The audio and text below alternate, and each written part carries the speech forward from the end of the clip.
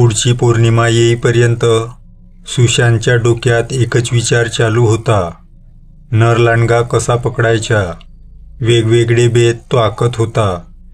सुशांतने सगळं सत्य आधी आपल्या वडिलांकडे म्हणजेच गावच्या पाटलांकडे सांगितलं. गुप्तता पाळायची सूचना देखील केली. शेतीच्या कामावर असलेले 3 गडी घेऊन वडील, तो आणि 3 गडी अशी 5 जणांची टीम तयार केली. गणपतच्या हालचालींवर सुशांत बारीक नजर ठेवून होता. त्याचं लोकांशी बोलणं, वागणं, नरलांडग्याचा विषय निघाला की त्याचं व्यक्त होणं, या सगळ्या गोष्टी अभ्यासत होता. एवढंच काय, तर तो कुठल्या वेळी कुठं असतो हे सुद्धा. या सर्वांचे फलित म्हणूनच एक महत्त्वाची माहिती त्याच्या हाती लागली. ती म्हणजे की गणपत रात्री शेतावर झोपायला जातो. नरलांडग्याचा हल्ला झाला त्या दिवशीही तो घरी नव्हता, शेतावर गेला होता. सुशांतचा शोध अतिशय योग्य दिशेने चालला होता. आता त्याने पुढची मोहीम हाती घेतली. पौर्णिमेची रात्र आली. सगळे हत्यारांनी कंदील घेऊन सज्ज झाले. गणपत नरलांडगा आहे हे आता सुशांत आणि पाटील सोडून बाकी तिघांना माहिती नव्हते. 5 जणांची टीम मोहिमेवर निघाली. चला रे, गणपतलाही सोबत घेऊया, सुशांत म्हणाला. हो चला ना, एका घरगड्याने दुजोरा दिला आणि सर्व मोर्चा गणपतच्या घराकडे निघाला. सुशांतने दरवाजा ठोठावला. एक वयस्कर बाई बाहेर आली. काय झालं काकू, गणपत कुठाय? तो कुठं रातच्या घरला असतो, रात्री तो माळ्यावरच भेटेल. बरं बघतो आम्ही, सुशांत म्हणाला. सगळे जायला निघणार तेवढ्यात दार लावायला जाणाऱ्या त्या बाईने पुन्हा दार उघडले. पण काय काम होतं पाटील? काही नाही, जरा शेतीवर चाललो होतो, जरा काम होतं, येतो का ते बघत होतो. तो तिकडेच भेटेल. हो आता तिकडेच भेटतो. मंडळींनी निरोप घेतला. रात्रीचे 10 वाजले होते. कंदिलाचे दिवे नाचवत पूर्ण ताफा गावच्या बाहेर आला. बाकीचा गोंगाट मागे पडून आता फक्त पायातील चपलांचे आवाज शांतता भंग करत होते. पौर्णिमेच्या रात्री गणपत घरी नाही, म्हणजे आपण योग्य रीतीने आपल्या सावजाच्या वाटेवर आहोत. लवकरच यश हाती येईल, या सकारात्मक भावनेने सुशांत भरावला होता. चालत आता ते बरेच पुढे आले होते. गणपतचं शेत थोडंच दूर होतं. आपली चाहूल लागून कंदिलाचा उजेड बघून त्याने पडून जाऊ नये म्हणून सुशांतने सर्व कंदील एका व्यक्तीच्या हाती देऊन त्याला दूर उभं करून उरलेले 4 शेतात शिरले. शेताच्या एका बाजूला झोपडी होती. कसलीही हालचाल जाणवत नव्हती. सुशांतने झोपडीचा दरवाजा उघडला. आतमध्ये कुणीही नव्हतं. त्याने संपूर्ण शेत न्याहाळलं. दूरपर्यंत गणपत नजरेस पडत नव्हता. सुशांतची योजना व्यवस्थित चालली होती. शेतावर जात असल्याचा खोटा बहाणा गणपतने सांगितला होता. बस आता रंगेहात पकडणे बाकी होते. सगळे आता जंगलाच्या वाटेवर चालत होते. दबकत घाबरत जंगल तुडवत होते. पाटील हातात बंदूक घेऊन कानोसा घेत पुढे चालत होते. सर्व बाजू न्याहाळत होते. एका स्तब्ध शांततेत एका भयंकर शिकारीचा खेळ आता सुरू होता. जंगलाच्या कोना कोना शोधून झाला. रात्रभर अख्खं जंगल तुडवून झालं. पहाट व्हायला आली तरी नरलांडग्याचा मागमूसही लागला नव्हता. तर कुठं पुसटशी कोल्हेकुईसुद्धा ऐकायला मिळाली नाही. अखेर थकलेली मंडळी गावच्या दिशेने निघाली. गावच्या वेशीपर्यंत येताच तिथे गावाबाहेर रस्त्याच्या बाजूला शांताबुडीची झोपडी होती.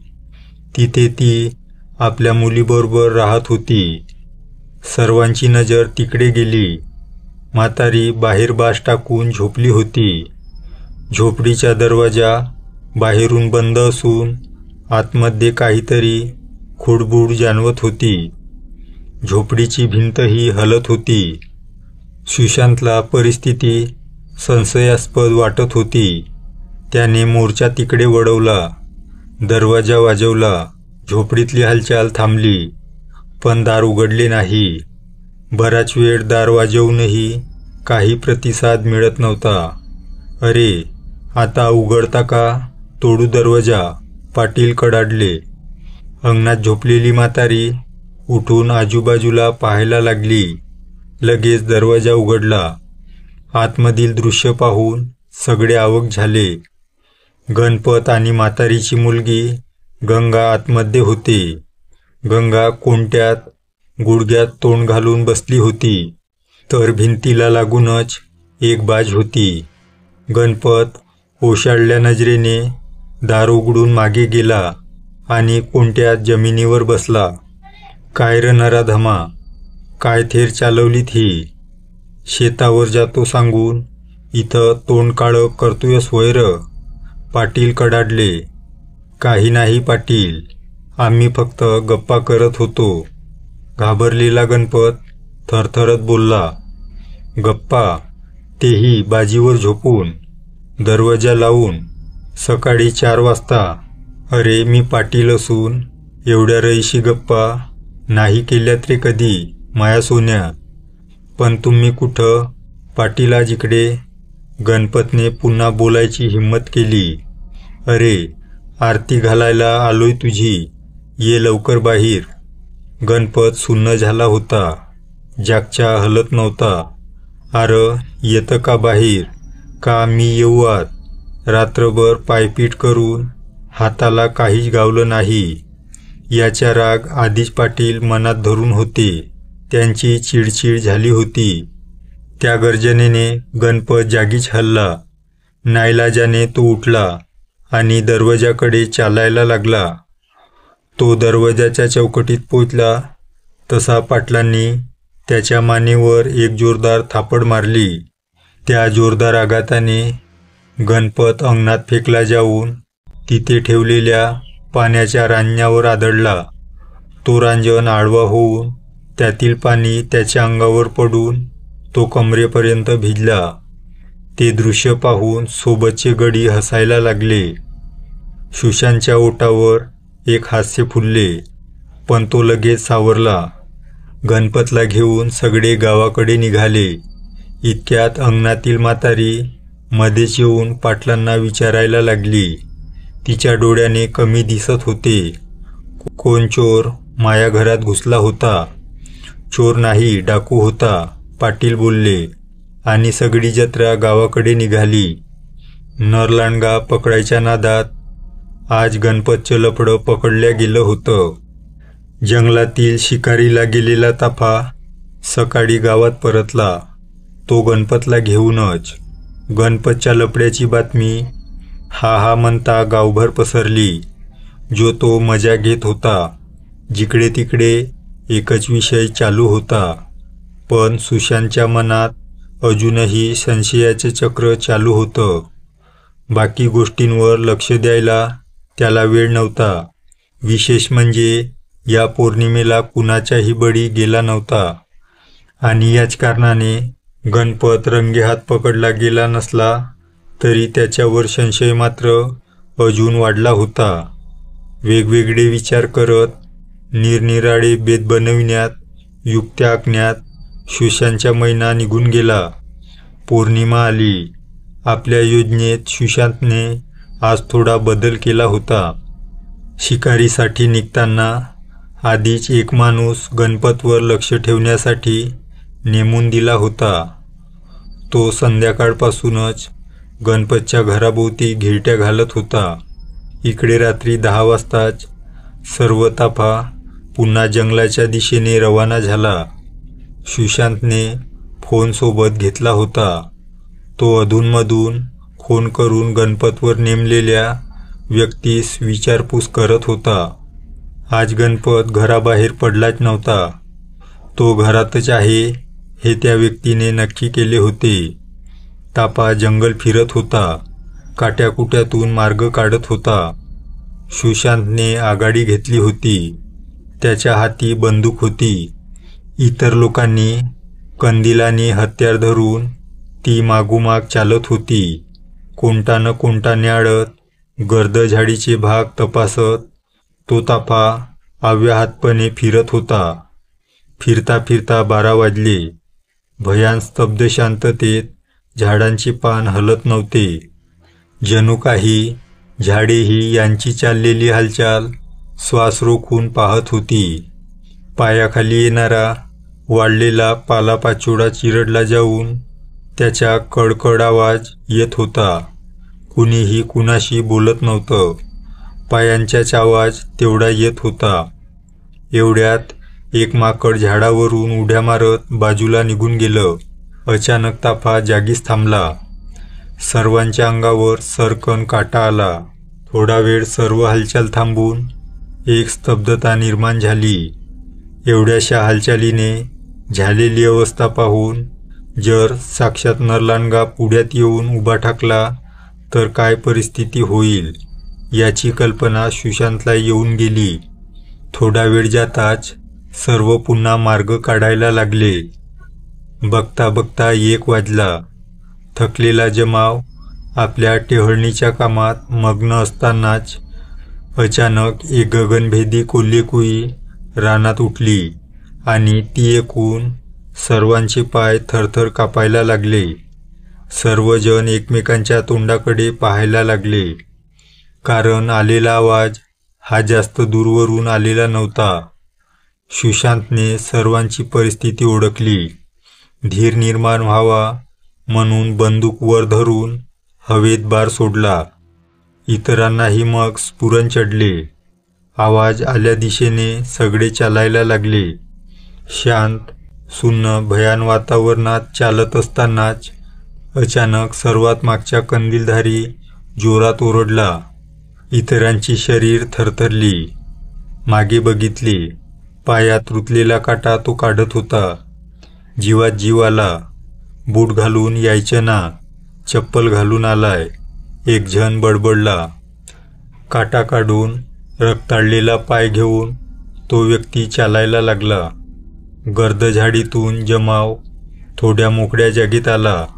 दूर कुठेतरी हलकासा चपक चपक आवाज जमावाने ऐकला. कुणीतरी काहीतरी खात असावं. त्या आवाजाच्या दिशेने जमाव निघाला. चालताना पाय लटलटत होते. आवाजाच्या दिशेने जात असतानाच अचानक तो आवाज बंद झाला. लोक चालत राहिले. कंदिलाच्या प्रकाशात जमिनीवर काहीतरी दृष्टीस पडले. तसे कंदील घेतलेला पुढचा माणूस जोराने ओरडला आणि मागे पळाला. सुशांतने धीर धरून त्याच्या हातच्या कंदील धरून पुढे निघाला. सामोरचे दृश्य पाहून आता सर्वांचीच पाचावर धारण बसली. गावातील बाबू नावाचा तरुण रक्ताच्या थारोड्यात पुढ्यात पडला होता. त्याचं अर्ध शरीर खाल्लेलं होतं. हृदय जोराने धडधडायला लागली. थरथरत्या हाताने सुशांतने खिशातून मोबाईल काढून आपल्या नेमलेल्या व्यक्तीला फोन केला. हॅलो, कुठाय? घरीच आहे अजून. गणपत 6 वाजता घरात गेला होता. अजूनही बाहेर आला नाही. दार ठोठाव. बरं मालक. त्या व्यक्तीने दार ठोठावले. गणपतने दार उघडले. गणपत भाऊ झोपले का म्हटलं. नाही, काय म्हणता? सुशांतने फोनवरच गणपतचा आवाज ऐकला आणि फोन कट केला. बाजूच्या झाडावर रागाने हात आपटला. सकाळी बाबू नरलांडग्याच्या हल्ल्यात गेला ही बातमी गावभर पसरली.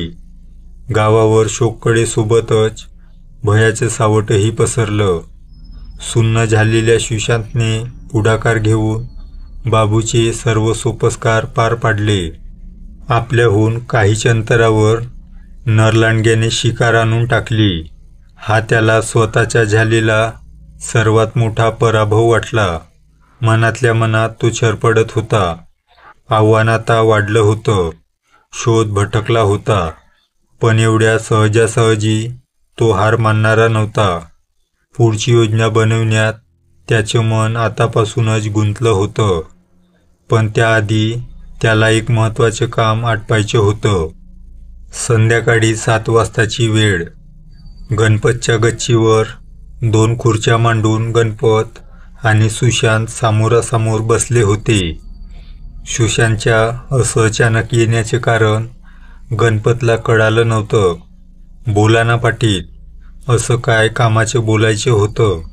गणपत, गावात नरलांडग्यानं धुमाकूळ घातलाय, माहिती आहे ना?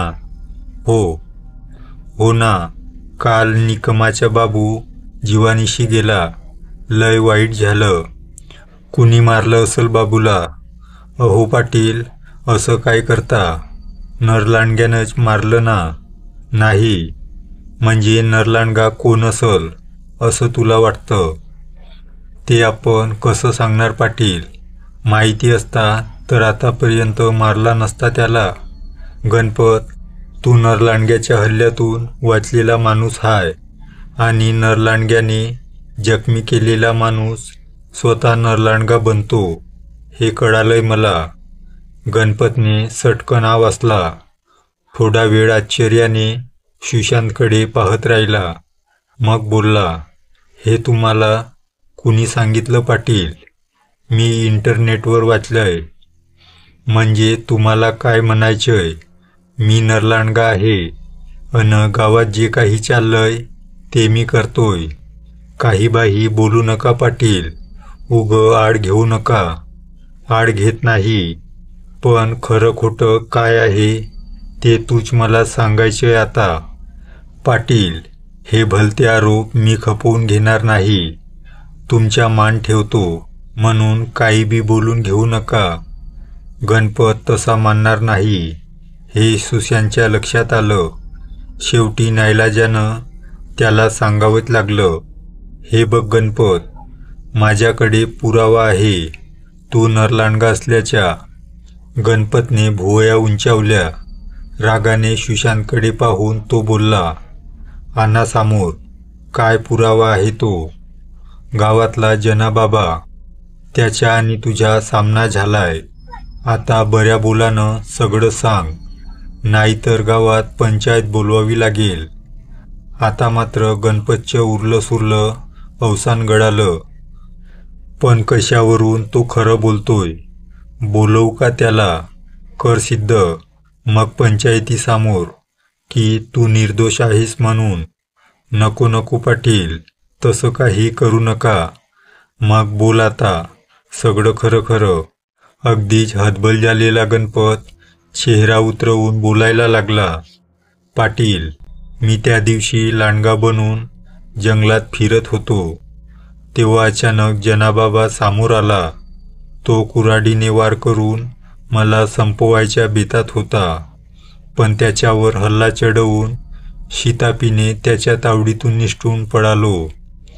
गावातच शिकारी राहतो हे मला त्या दिवशी कळालं. मी घाबरलो, हा मला संपवणार. या भीतीनं मी पौर्णिमेच्या रात्री बाहेर निघणं बंद केलं.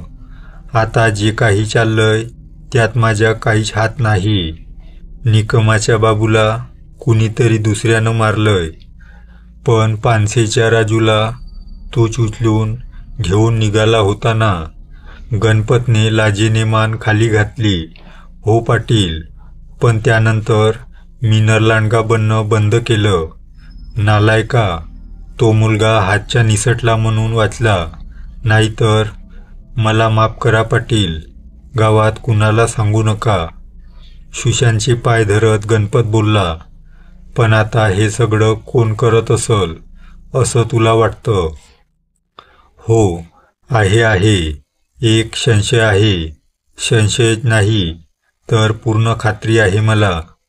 कुणावर संशय आहे? बोल लवकर. जनाबाबा. ते कसं काय? पाटील, तुम्हाला आता माहीतच आहे की नरलांडग्याने ज्याच्यावर हल्ला केला तो स्वतः नरलांडगा बनतो. त्या दिवशी मी जनाबाबावर हल्ला केला तेव्हा माझा हात त्याच्या खांद्यावर पडून त्याच्या खांद्याला जखम झाली. आता तो सुद्धा नरलांडगा बनला आणि तोच हे सगळं करत असल, 100% सांगतो. पण मी त्याला भेटलो तेव्हा त्याच्या खांद्यावर जखम किंवा रक्ताचे डाग दिसले नाहीत. नदीवर अंगरखा धुताना आणि पट्टी बांधताना मी बघितलंय त्याला, त्यामुळे दिसले नसल. सुशांतच्या पुढे आता मोठा पेच निर्माण झाला. जनाबाबावर नरलांडग्याने हल्ला केला हे स्वतः जनाबाबाने सांगितलं होतं आणि बाबूवर हल्ला झाला तेव्हा गणपत घरातच होता. त्यामुळे गणपतवर विश्वास ठेवणे भाग होते. थोडा वेळ विचार करून सुशांत बोलला, चल जनाबाबाला भेटून येऊ, खरं खोटं काय ते स्पष्ट करू. नाही पाटील, काहीच फायदा होणार नाही. घटनेला 2 महिने झालीत. त्याची जखम आता भरली असल. आपण काही सिद्ध करू शकणार नाही. तो मानणार नाही. म्हातारं लय चालाक हाय. आपल्यावर संशय निर्माण झाला हे त्याच्या लक्षात आलं तर तो गाव सोडून जाईल. मग त्याला पकडणं कठीण होईल. त्यापेक्षा त्याला रंगेहात पकडलेलं बरं. पुढची पौर्णिमा येईपर्यंत धीर धरा, पाळत ठेवून पकडा, अन लावा शोक्षमोक्ष या प्रकरणाच्या. गणपतचं म्हणणं सुशांतला पटलेलं होतं. जे काही बोलणं झालं त्याबद्दल आणि जनाबाबाबद्दल गुप्तता पाळण्याचे आश्वासन घेऊन सुशांत निघाला. पुढच्या पौर्णिमेच्या बेत आता त्याच्या डोक्यात शिजत होता. दारात उभा असलेला गणपत दातोट खात रागाने सुशांतच्या पाठमोऱ्या आकृतीकडे पाहत होता. जनाबाबाने गणपतच्या कोर्टात टोलावलेला चेंडू आता पुन्हा जनाबाबाच्या कोर्टात येऊन पडला होता. अखेर पौर्णिमेचा दिवस आला. तोपर्यंत सुशांत जनाबाबावर पाळत ठेवून होता. बारीक सारीक हालचाली निरखत होता, पण काही विशेष हाती लागलं नाही. शेवटी पौर्णिमेच्या दिवशी सुशांतने शिकारीवर निघण्याच्या आधी संध्याकाळीच गावाबाहेरील वाड्यावर चक्कर टाकली. वाड्याचा दरवाजा बंद होता, म्हणजे जनाबाबा वाड्यावर नव्हता. तो वाडा गावाबाहेर असल्याने तो कुठे गेला हे कळणेही कठीण होतं. पण कुठेतरी गणपत जे बोलला त्याला दुजोरा मिळाला होता. सकाळपासूनच जनाबाबावर नजर ठेवायला हवी होती याचा त्याला पश्चाताप होत होता. कदाचित गाव सोडून तर गेला नसेल. छे, भलतेच विचार डोक्यात नको म्हणून सुशांत माघारी फिरला. रात्र झाली तशी सर्व तरुण मंडळी वाड्यावर जमली. कंदील पेटलेत, बंदुकीत गोळ्या भरल्या गेल्या. लोखंडी हत्यारांचा होणारा खणखण आवाज वाड्यात घुमायला लागला. काही लोक आपली हत्यारं वाड्यावर ठेवलेल्या दगडावर तासायला लागली. एका मोठ्या मोहिमेची तयारी आज चालली होती. वाड्यापुढून जाणारे लोक कुतूहलाने वाड्याच्या दारातून आत पाहत होते. कंदिलाच्या प्रकाशाने त्याचे लक्ष वाड्यामध्ये वेधले जात होते. शिकारीवर निघायला सुशांतसह सर्व तपास सज्ज झाला. यावेळी त्याने जास्त लोक जमवलेत. चांगला 10-12 लोकांचा जमाव आता जमला होता. वाड्यावर आज एकच गलका उठला होता. अखेर 10 वाजले. हत्यारं घेऊन आपापसात कुजबुजत लोक जंगलाकडे निघाले. वेस ओलांडून ताफा जंगलात शिरला. भयान अंधारात आता पावलांचाच काय तो आवाज कानी पडत होता. जंगलात शोधाशोध सुरू झाली. बघता बघता 12 वाजले. यावेळी हाती काही लागणार नाही का? कुठवर हा खेळ चालणार या विवंचनेत असलेला सुशांत थोडा त्रस्त झाला होता. पण तो हार मानणारा नव्हता. लोकसुद्धा कंटाळून जातील. शेवटी प्रयत्नामध्ये सोडावा लागेल. छे, नाना शंकाकुशंकांनी सुशांतचं मन वेढलं असतानाच अचानक बाजूच्या झाडीत कसली तरी हालचाल झाली. ताफा जागेवर थिजला. लोक एकमेकांकडे पाहायला लागले. त्या बाजूला बराच अंधार होता. कुणीतरी झाडी मागून थोडं मागे चालत गेलं असावं. सगळ्यांच्याच काळजाचा ठोका चुकला. लोकांनी हातातील हत्यारं घट्ट धरली. सुशांत पुढे सरकला. आवाज आलेल्या दिशेने चालू लागला. दबकत दबकत इतरही लोक चालू लागले. थोडा वेळ शांततेत गेल्यानंतर पुन्हा पानांची सडसड ऐकायला आली. जमलेल्यांची हृदय धडधडायला लागली. सुशांतने आवाज आलेल्या बाजूच्या सभोवताल लोक उभे केले. आता चहूबाजूने लोक आतल्या दिशेने चालायला लागले. ती संबंधित व्यक्ती मध्ये फसली होती. एका मोठ्या झाडामागे एक अंधुकशी आकृती नजरेस पडत होती. एका कंदीलधाऱ्याचे हात थरथरत होते. सुशांत त्या व्यक्तीकडून कंदील घेऊन पुढे निघाला. चालताना त्याच्याही काळी धडधडत होतं. अचानक वारा सुटला. झाडांची सडसड वाढली. सुशांत आता झाडाच्या अगदी जवळ पोहोचला. थोड्याच अंतरावर ती आकृती उभी होती. वाऱ्याने कंदील हलत होता. कुणाच्या तोंडून आवाज निघत नव्हता. काही लोक थोडे दूरच उभे राहिले होते. झाडाजवळ पोहोचून सुशांतने मोठ्या हिमतीने कंदील वरती धरला आणि समोरील दृश्य पाहून त्याने डोळे पांढरे केले. आश्चर्याने तो 2 पावले मागे सरकला. हळूहळू लोक झाडाच्या दिशेने पुढे निघाले. व्यक्ती नजरेस येता सर्वांनी आवाजला. थोडा वेळ निर्माण झालेल्या स्तब्ध शांततेचा भंग करत सुशांत बोलला, "जनाबाबा तू." इतर लोकांनी तोंडावर कपाळावर हात मारले. "हे म्हातारं एवढ्या रात्री इथं काय करतंय?" गर्दीतून एक आवाज उमटला. तशी जमावात कुजबूज सुरू झाली. "जनाबाबा एवढ्या रात्री इथं काय करतोस?" सुशांतच्या आवाजाने जमाव शांत होऊन जनाबाबाकडे पाहायला लागला. "मालक, मी तालुक्याला काही कामानं गेलो होतो. काम आटोपेपर्यंत उशीर झाला.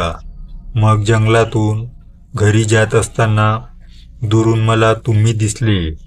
उगाच माझ्यावर संशय घेतला जाईल म्हणून मी इथं लपलो." जनाबाबा काहीतरी सबब सांगतोय हे सुशांतच्या लक्षात आलं. "पण बाबा तू तालुक्याला कसल्या कामाने गेला होता?" सुशांतने विचारलं. "मालकांनी पगार घ्यायला बोलवलं होतं." यावेळचं कारण संशय घेण्यासारखं नव्हतं. "पण हे काम आटोपून तू दिवसाच गावी परतू शकला असता.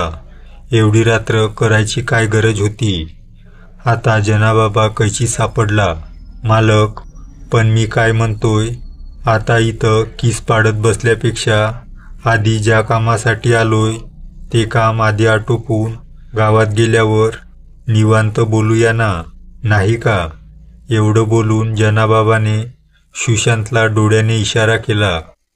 जनाबाबाला काही वेगळं सांगायचे आहे, पण तो एवढ्या लोकांसमोर बोलू शकत नाही हे त्याला कळालं.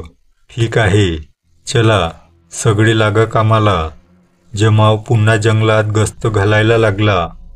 जनाबाबा सुशांतजवळ जाऊन हळूच पुटपुटला, "मालक, मी लोकांनी सांगून गावाकडं निघू का?" "का?" सुशांतच्या डोक्यात संशय भडकला. "रात्रभर फिरूनही मग फायदा होणार नाही का?" "मी म्हणजे शिकारी सोबत असताना नरलांडगा आपल्याजवळ फिरकणार नाही. चुकून आला तरी मला पाहून पडून जाईल.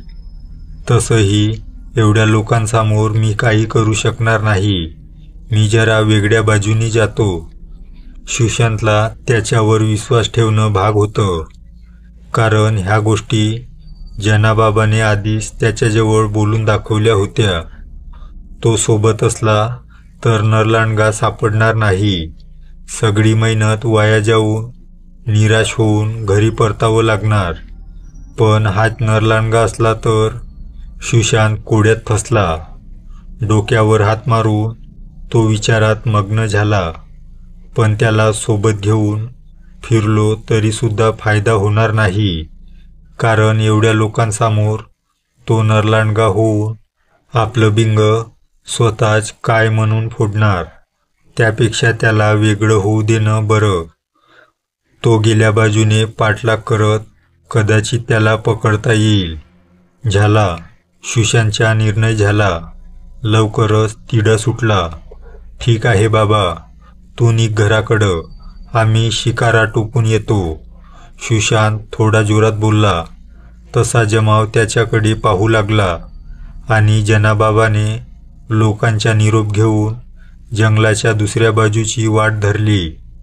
बाकी कार्यक्रम पूर्ववत चालू झाला. इतर गर्दी जनाबाबाच्या नावानं बोटं मोडायला लागली. उगाच वेळ वाया घालवला, घाबरूनही टाकलं म्हणून लोक दोष देत होते. मागच्या वेळी हे शिकारीतून पडालं, आज मध्येच तडमडलं. एक जण रागाने व्यक्त झाला. काही वेळाने पुन्हा शांतता निर्माण झाली. झालं गेलं लोक विसरलेत. ताफा जंगल तुडवायला लागला. फिरता फिरता अखेर 2 वाजले. इतक्यात अचानक गर्दीतीलच एकाच्या जोराने ओरडल्याचा आवाज आला. घाबरलेल्या जमावाने सटकन मागे वळून बघितले. एक धिप्पाड केसाळाकृती जमावातील रंगा नावाच्या तरुण मुलाला ओढत ओढत वाऱ्याच्या वेगाने पळताना दिसली. नरलांडग्याने सुशांतच्या टीममधून रंगा नावाचा व्यक्ती पळवला होता. ते अक्राळ विक्राळ रूप पाहून जागीच थबकलेल्या जमावाची काही हालचाल होईपर्यंत नरलांडगा रंगाला घासत घेऊन बराच दूर गेला होता. लोक खिन्नपणे जागेवर खेळून स्वप्न बघितल्याप्रमाणे उभे होते. लगेच भानावर येऊन हातात बंदूक घेतलेला सुशांत गोळ्या झाडत मागे धावायला लागला. तसा सगळा जमाव त्वेषाने त्या दिशेने धावायला लागला. दम लागेपर्यंत धावूनही हाती काहीच लागलं नाही. सुशांतच्या बंदुकीचे सर्व नेम हुकले, कारण अंतर जास्त होतं. वाऱ्याच्या वेगाने गेलेला नरलांडगा कुठे गायब झाला हे कुणालाच कळालं नाही. शोधूनही तो सापडला नाही. थकलेला, निराश झालेला आणि काही प्रमाणात घाबरलाही जमाव शेवटी गावाकडे जायला निघाला. क्रोधाच्या अग्नीत जळत असलेला, अगदीच हतबल झालेला सुशांत अवसानगडून पावलं टाकत होता. घडल्या प्रकारासाठी तो स्वतःलाच दोष देत होता. आपणच लक्ष ठेवायला हवं होतं म्हणून आतमधल्या आतमध्ये उडत होता. सुस्तपणे चालत असलेला जमाव गावाच्या वेशीपर्यंत येताच अचानक जागीच थांबला. 2 पावलं मागे सरकला. समोरील दृश्य पाहून सर्वांनी डोळे पांढरे केले. मागे चालत असलेला सुशांत घाई गडबडीने पुढे आला. रंगाचं अर्ध खाल्लेलं प्रेत रस्त्याच्या मधोमध पडून होतं. सगळा जमाव घेरा घालून ते प्रेत पाहत होता. सुशांतने पोलिसांना फोन करून 2 लोक त्या प्रेताजवळ थांबवून बाकी गर्दी गावाकडे पांगवली. दातोट खात चिडलेला सुशांत एका पेटलेल्या आगीप्रमाणे जनाबाबाच्या भेटीला वाड्यावर निघाला. जनाबाबा वाड्यात बाजेवर बसून चिलीम फुकत होता. सुशांत त्याच्या पुढ्यात धडकला. त्याला एकाएकी आलेला पाहून जनाबाबाही भांबावला. जनाबाबा, आता सांग खरं, काल रात्री जंगलात काय करत होतास? किती वाजता जंगलात गेला? वाड्याला कुलूप का होतं? आम्हाला पाहून तू का लपला? उसासे टाकत सुशांत बोलला. अरे देवा देवा, मालक, केवढे प्रश्न, अन तेही एवढ्या पहाटे. जनाबाबा, रंगाच्या फडशा पाडलाय नरलांडग्यानं. अरे देवा, हे काय ऐकतोय मी? जनाबाबा, तू बोलतोस, तू शिकारी आहेस. इकडे मरणाऱ्यांची संख्या वाढत चालली. तुझं चाललंय तरी काय? दिवसा कुठं गेला होतास काल?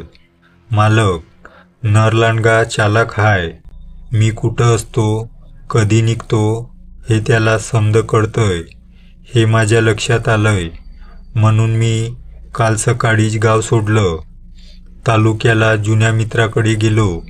काही बाही कारण सांगून दिवस घालवला. अन रात्र झाल्यावर जंगलाच्या रस्त्यानं निघालो. नरलांडग्याला माझी चाहूल लागू नये एवढाच हेतू होता यामागं. गावातून जंगलात गेलं तर त्याला कळतं, म्हणून मी या पौर्णिमेला तालुक्याहून जंगलात घुसायची योजना केली होती. पण जंगलात फिरताना तुमच्याशी सामना झाला. मायगुपीत फक्त तुम्हासनी माहिती आहे. बाकी लोकांसमोर मी आलो असतो तर एवढ्या रात्री जंगलात फिरण्यावरून त्यानं मायावर शक घेतला असता. म्हणून मी झाडामागं लपलो. पण तुम्ही लोकांनं मले पकडलंच. पण रंगामेला हे लय वाईट झालं.